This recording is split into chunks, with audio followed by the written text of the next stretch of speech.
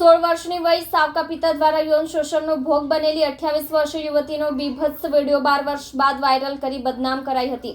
12 વર્ષ બાદ સાવકા પિતાના તાબે થવાનો ઇનકાર કરતા તેણે જ પુત્રીને બદનામ કરવા માટે આ કૃત્ય કરતા પોલીસે આરોપીની ધરપકડ કરી હતી। પોલીસ સૂત્રોએ આપેલી માહિતી પ્રમાણે ગતરોજ કાપોદ્રા પોલીસ મથકે 28 વર્ષીય યુવતી તેના પતિ સાથે ફરિયાદ નોંધાવવા પહોંચી હતી। પોતે સગીર વયની હતી ત્યારે સાવકા પિતા દ્વારા યૌન શોષણનો ભોગ બની હોવાની ચોંકાવનારી ફરિયાદ કરવા આવેલી યુવતીએ જણાવ્યું હતું કે તે સમયે પોતાની સાથે થયેલું દુષ્કર્મની યાતનામાંથી માંડ બહાર આવી હતી અને લગ્ન કરી ફરી પારિવારિક જીવનમાં આગળ વધવાની કોશિશ કરી હતી, પરંતુ 12 વર્ષ બાદ હવસખોર સાવકા પિતાએ ફરી પ્રોત પ્રકાશ્યું હતું।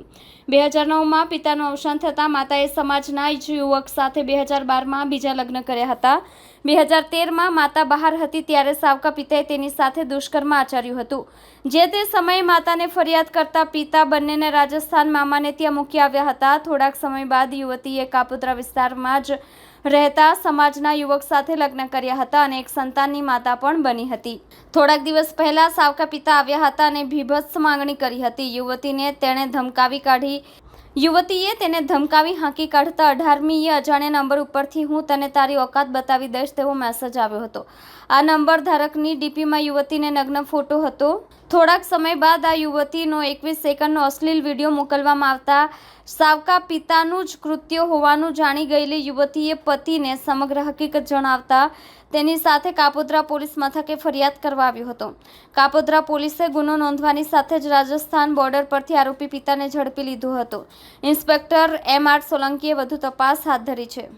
परसों कापोद्रा पुलिस स्टेशन में एक फरियादी बहन आई और उसने ऐसा बोला कि 2013 में उनके जो सौतेले बाप हैं, जो स्टेप फादर या सावका पिता बोलते हैं, उन्होंने उनसे बलजबरी से उनके साथ शारीरिक संबंध बनाया और ये जो संबंध बनाया उसका एक वीडियो उतार लिया और इस वीडियो के वीडियो को लेके वो बार बार उसको धमकाते थे इस लड़की को और उसके बार बार शारीरिक संबंध भी बनाया कई बार और इसको वीडियो को वायरल करने की धमकी भी दे रहे थे उसको और व्हाट्सएप पे वन टाइम सीन करके वीडियो करके उसको भेजते थे और उसको धमकाते थे।